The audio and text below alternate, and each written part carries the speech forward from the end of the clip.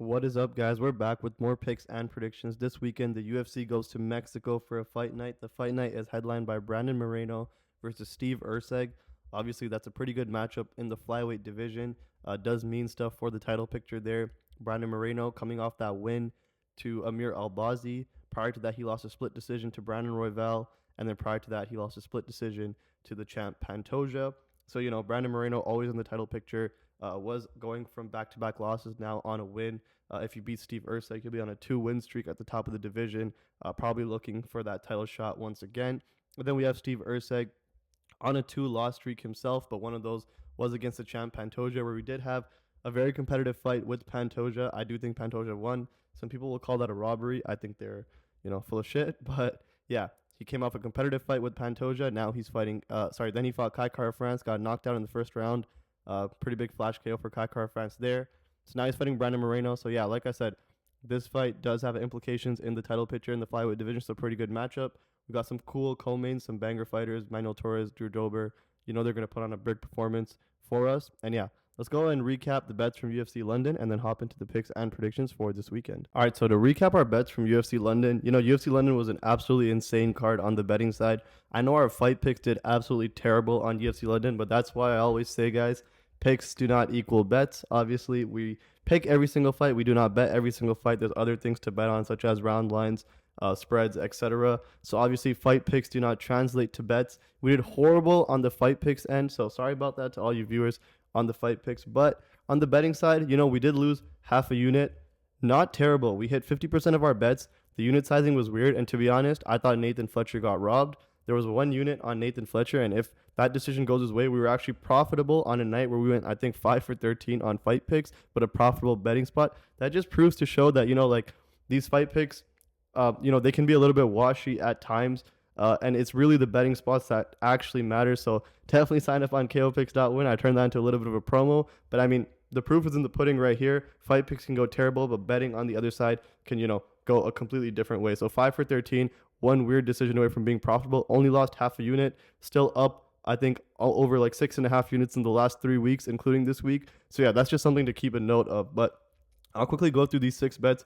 Chris Padilla money line, boom, underdog plus money. Easy hit right there. Cash that one in. We had Carlos Ulberg money line plus Kavanaugh versus Dos Santos to go over 2.5 rounds. That one hit. I knew Kavanaugh versus Dos Santos was going to be a banger fight. And the Ulberg one, close fight. I don't think Ulberg, won by robbery. I think he did beat Jan in that matchup. He gets the dub there. We cash in a unit, just over a unit in profit in that one. Nathan Fletcher, moneyline man. We took this one straight up, a full unit on that. I thought he got robbed. To be honest, though, he, didn't show crazy urgency to not get controlled in that third round, which was weird, considering that first round was extremely close. I mean, when I say extremely close, I mean, if I was Nathan Fletcher, I would assume that he lost that first round. So weird that he barely showed any urgency in round 3. That's something to note. So I'm not going to be extremely mad about it, but I do think it was slightly a robbery. That would have kind of put us in profit, but lost a unit there. Not mad about that pick. If they fought again, I'd pick Fletcher again. This one, bad pick on this next one. Leon Edwards plus 13.5. Got absolutely crushed. Tabura versus Parkin over 2.5 rounds. That one hit, though. That leg was clean. I think it was like a minus 140 leg. But yeah, the alt spread on the other side cooked that parlay. So that one went down. Kevin Holland moneyline, should have put more on that. Was actually pretty confident, but my hate for Kevin Holland made me put only 0.35 units on it. That one came through clean. And then Chairez versus Wood over 2.5 rounds. That hit. These 2 parlays went, 1 and 1 each. Pretty unfortunate. And then the Jordan Vucenic moneyline, man, that was just a bad pick on mine. I was never going to pick Chris Duncan. I don't know if there's something I missed in the tape, in the lead up, in the analysis. I thought Chris Duncan could be dangerous, but, I thought Vucenic would have the answers for him, which he didn't. So that one lost. We ended up, 4.6 units in.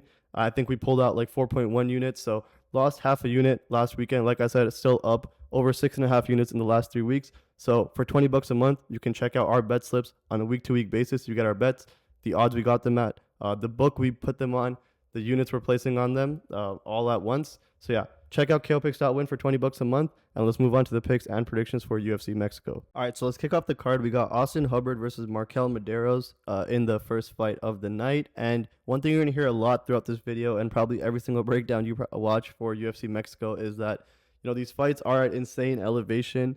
And at elevation, we do see fighters gas. that could mean a few things. You know, you can see fighters death gas and get finished, but it could also be the other way around where just both fighters have really not much in the tank to go get a finish, and you see a bunch of sloppy fights go 3 rounds. Can kind of go either way. I see this one being one of those sloppy fights that go 3 rounds, and my pick is going to go, I'm going to go ahead and pick Mederos to beat Austin Hubbard here. I think that Mederos is the better fighter. I think that, Austin Hubbard can probably mix it up better than Mederos. He can shoot some takedowns, get in there, but I don't see him having crazy success with the takedowns. And, I don't know if Austin Hubbard, especially at elevation, is going to be able to do like an all-out wrestling game plan. I think it's going to be too taxing. But, out of the two, I think Hubbard is probably the bigger dog.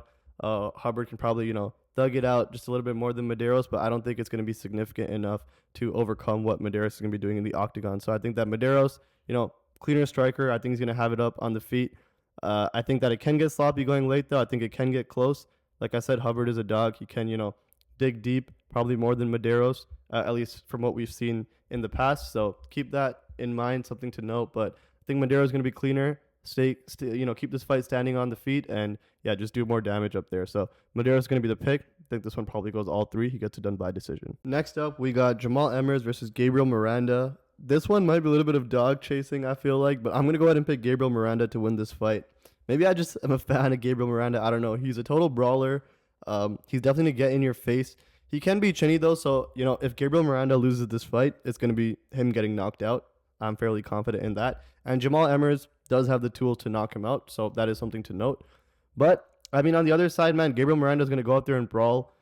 We've seen Jamall Emmers slow down. This fight is at elevation. And we've also seen Jamall Emmers. I know it was a while ago, but, he lost to Pat Sabatini by a heel hook.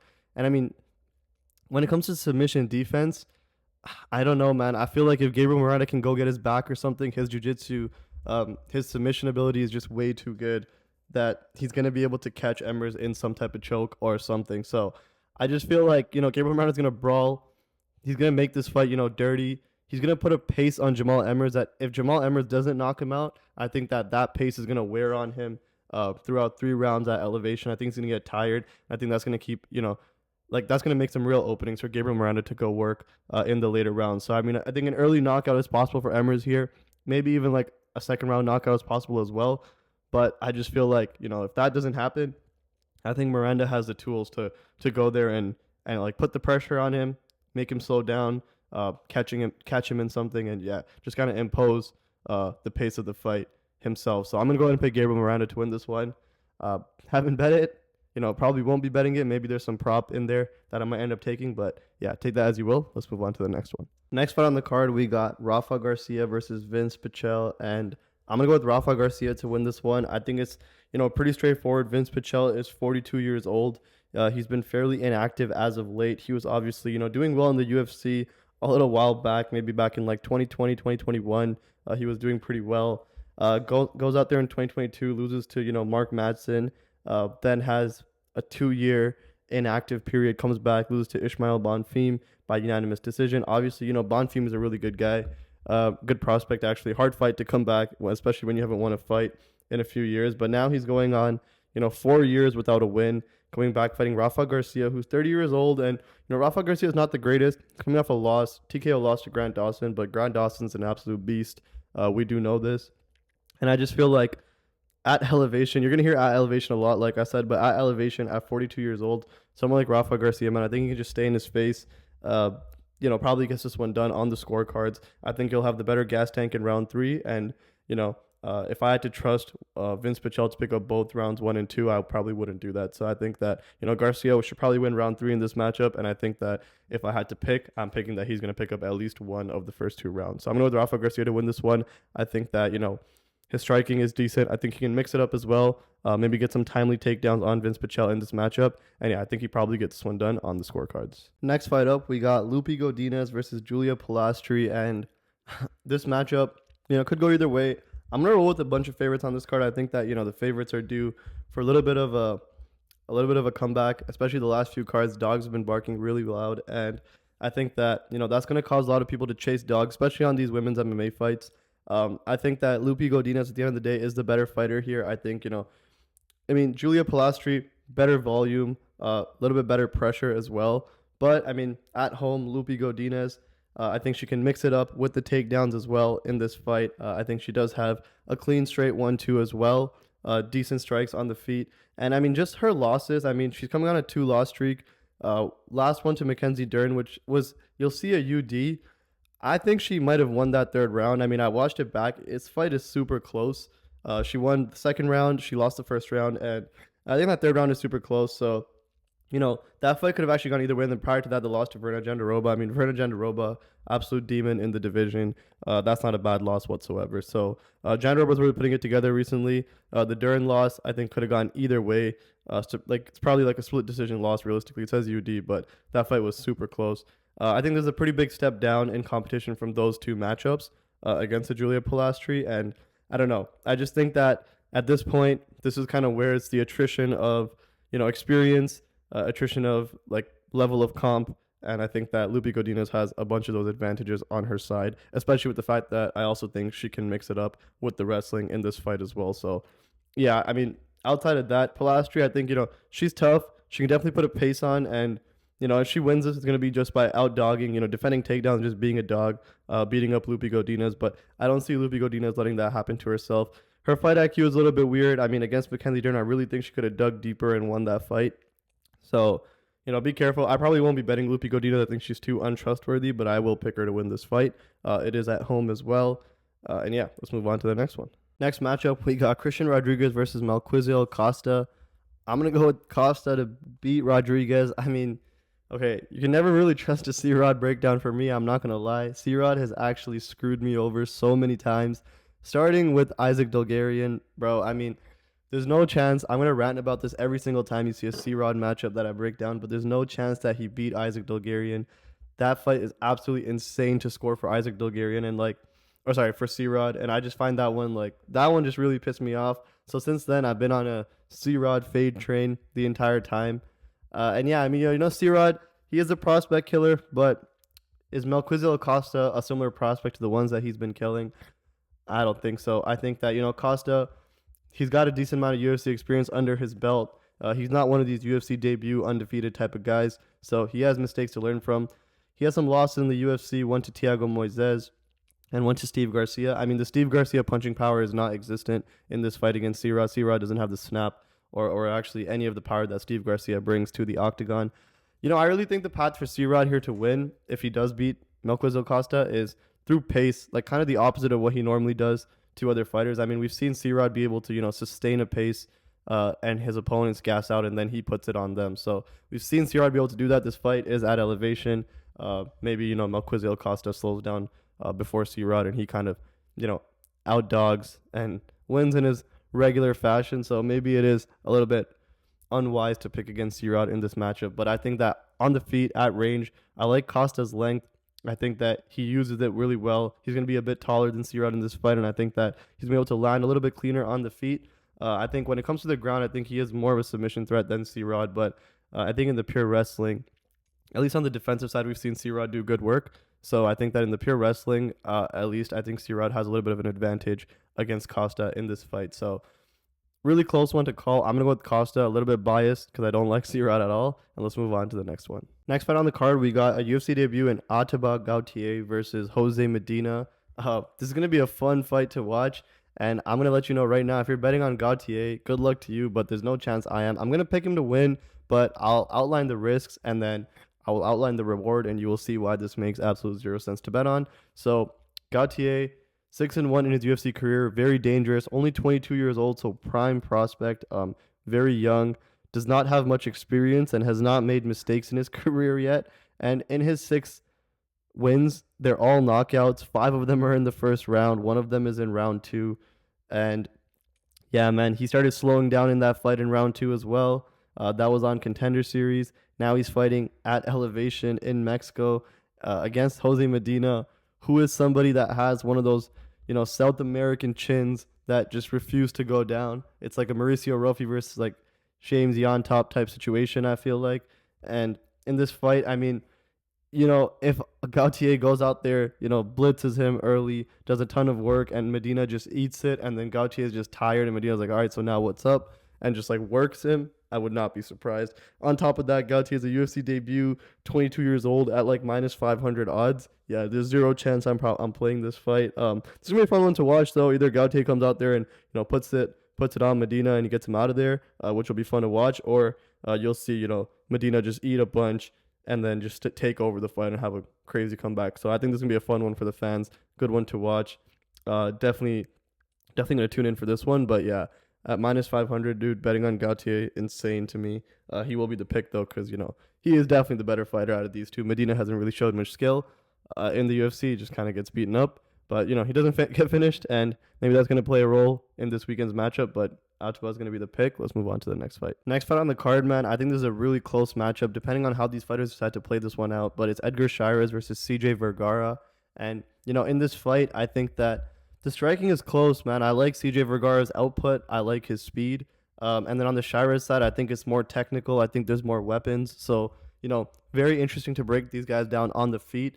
I think if this fight goes to the ground, it'll be slightly on Chairez's terms, probably. I think he does have the better jiu-jitsu for sure.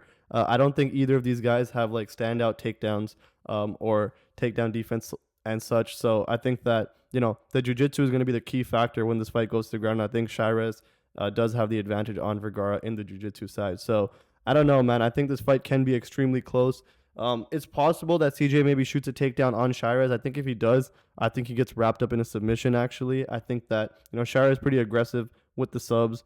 I think he'll definitely throw one up on CJ, and I can see him catching CJ with the sub. So I think that's a possible outcome. Edgar Chairez is going to be my pick for this fight. I don't love the lineup, minus 200, minus 300, wherever it's at. I think 3-1.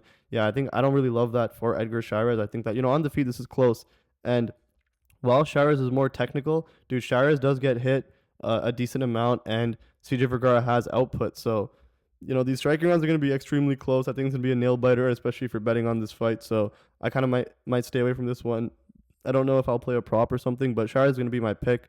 I think that, it could get pretty interesting as this fight goes on. So yeah, let's move on to the next one. Next fight on the card, we got Ronaldo Rodriguez versus Kevin Borjas. And man, I'm going to enjoy watching this one. I'm a big fan of Ronaldo Rodriguez. Definitely put on for the press conference at the Sphere last year. And, very entertaining fighter. I think he has everything you kind of look for from a betting perspective in this fight especially. So you have Ronaldo Rodriguez who, he's the bigger dog in the fight. He can dig deeper than his opponent. We've seen that in his last fight. Got dropped brutally in the first round. Was locked up in a deep submission as well. Broke out, fought from behind, ended up winning the fight. I don't think that fight was a robbery. So if you say that, I think that's BS. I think he definitely did win rounds 2. And he won rounds 2 for sure. I think two judges gave that a 10-8. That I might slightly disagree with. I think that if you give him a 10-8 in round 2, you have to give Ode Osborne a 10-8 in round 1. So I am going to be fair on that side. I think I disagree with the 10-8s over there. But outside of that, I think that, you definitely, he definitely did do enough to win that fight. So fought from behind, ended up winning that fight. He can dig deep. He has that dog in him. And then you have Kevin Borjas, his opponent. And Kevin Borjas, clean striker, has weapons on the feet, can definitely do some work. But Rodriguez, man, I think he's going to bring the pressure. I think he's going to say screw technique. I don't think that technique advantage is going to do much for Borjas. And, man, I think the real advantage here is Ronaldo Rodriguez taking Kevin Borjas down. So I think that, I think Rodriguez actually wraps up a submission in this fight. I think he can get this one done, not let it go to the scorecards, especially, once again, bring up the elevation factor. He can dig deeper. I think he can wrap it up. And, yeah, I don't think it goes all 3. I think Ronaldo Rodriguez gets it done, probably by a submission. And let's move on to the next one. Next fight on the card, man, we got David Martinez versus Saimon Oliveira. And, in this fight, I just think that David Martinez is going to be too technical, too good. And this is one of the, flip sides of that same scenario where, one guy, Saimon Oliveira, is going to bring the pressure. He's going to be in his face, try to brawl with David Martinez. But I think the technique is definitely the significance and difference in how good David Martinez is in picking shots, how accurate he is. I think that's going to pay dividends, especially over 3 rounds. I think he's going to look like Saimon Oliveira is getting picked apart, especially in rounds 2 and 3.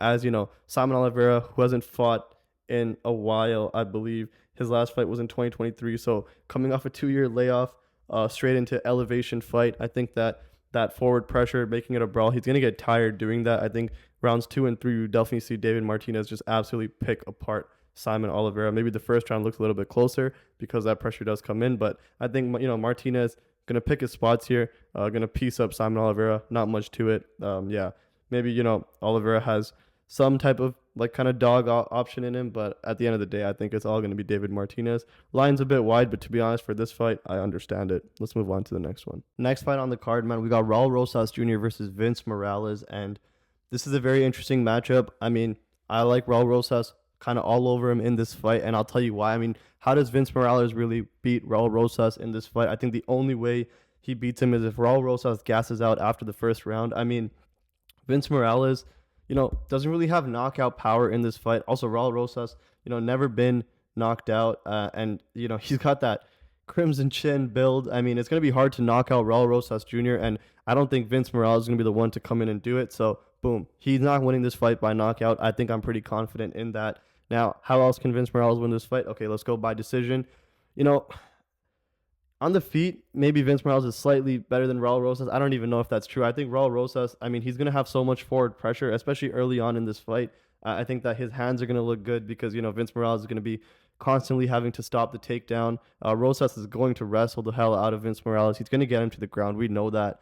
And I think on the feet, because of all of that pressure that's going to come, his hands are going to look good as well. So I think Rosas, when it comes to winning the minutes here, he's going to go out there, win minutes in round one.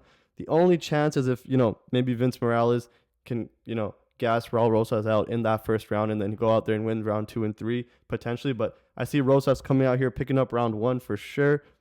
And then it comes down to, am I betting on Rosas to win one of the next 2? I think I will. So that's kind of how I see it for Raul Rosas Jr.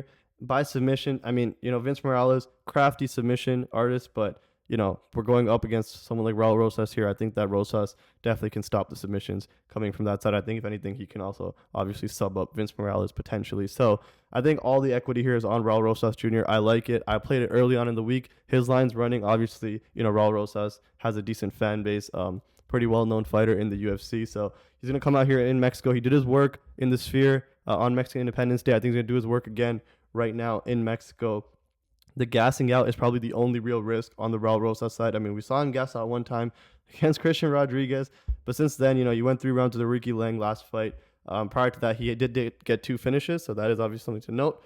But outside of the gassing out factor, I think Rosas beats up on Morales. So Rosas is going to be the pick. Let's move on to the next fight. Next fight up, we got Joe Pyfer versus Kelvin Gastelum.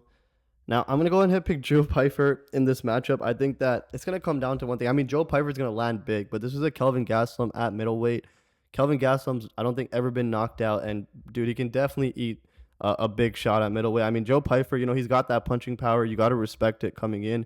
We know Joe Pyfer can definitely crack like crazy, but at the end of the day, I mean, I wouldn't be surprised if Kelvin Gastelum at middleweight eats Joe Pyfer's best shot, and then it's kind of like what happens then in that scenario. And then in that scenario, I'm going to go pick Pyfer to win this matchup. I think that even if Gastelum eats his best shot, I think Pyfer can, probably get it done. I actually see this one going all 3 rounds. Maybe we see Pyfer, get on top of Kelvin Gastelum. Maybe we see him, hunt for a submission.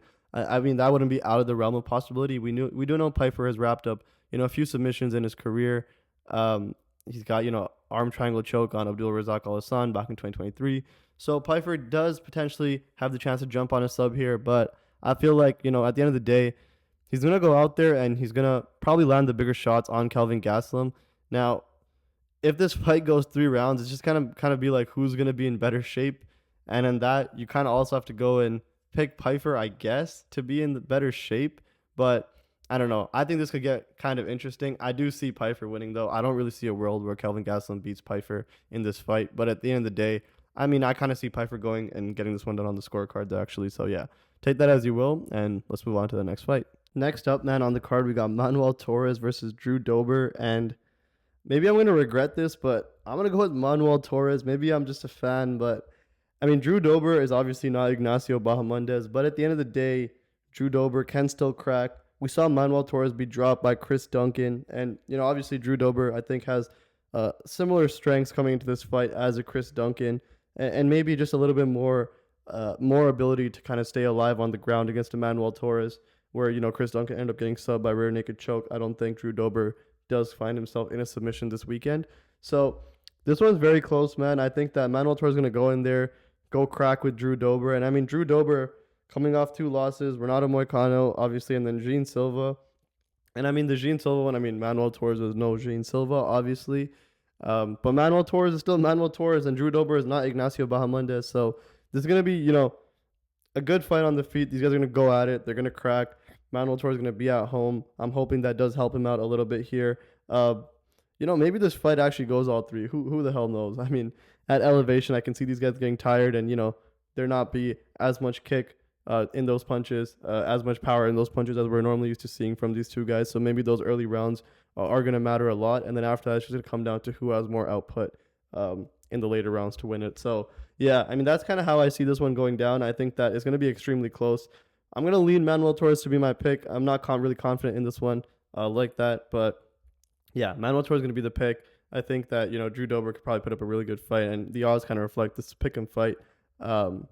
If Dober gets it done, wouldn't be surprised at all. And yeah, let's move on to the next one. In the main event, we got Brandon Moreno versus Steve Erceg in a 5-round matchup. Like I said, this matchup is important for the flyweight title picture.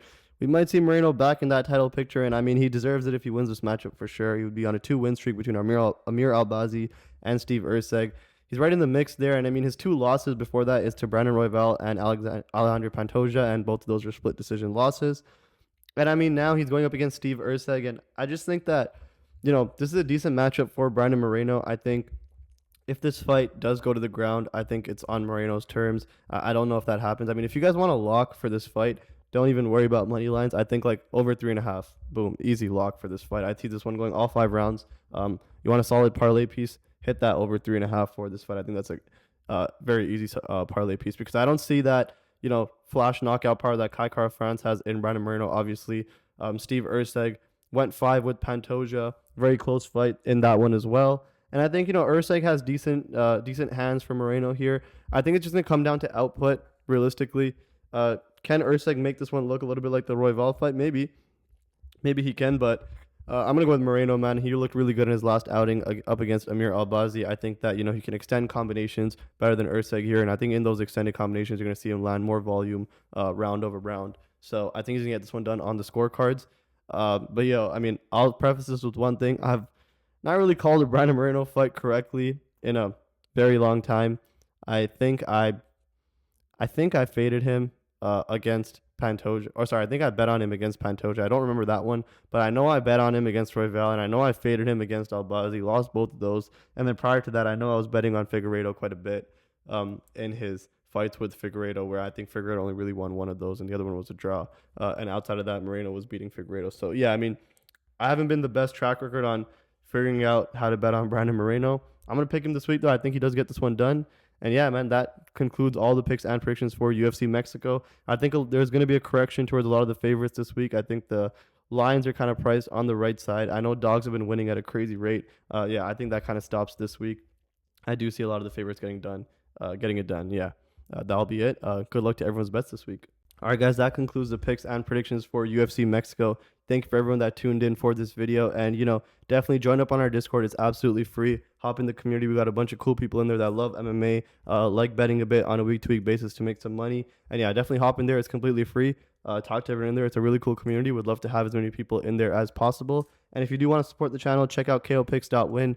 For $20 a month, you can sign up, and you basically get our premium bets access every single week. You get our unit sizes, where we're betting, what odds we caught the bets at, everything like that. So it's all updated on the website directly. When you sign up, you basically log into the website and you can see our bets on a week-to-week basis right over there. Even though if you don't want to do that, no worries. Hop in the Discord. It's completely free. And yeah, good luck to everyone's bets on UFC Mexico. I will see you guys next week.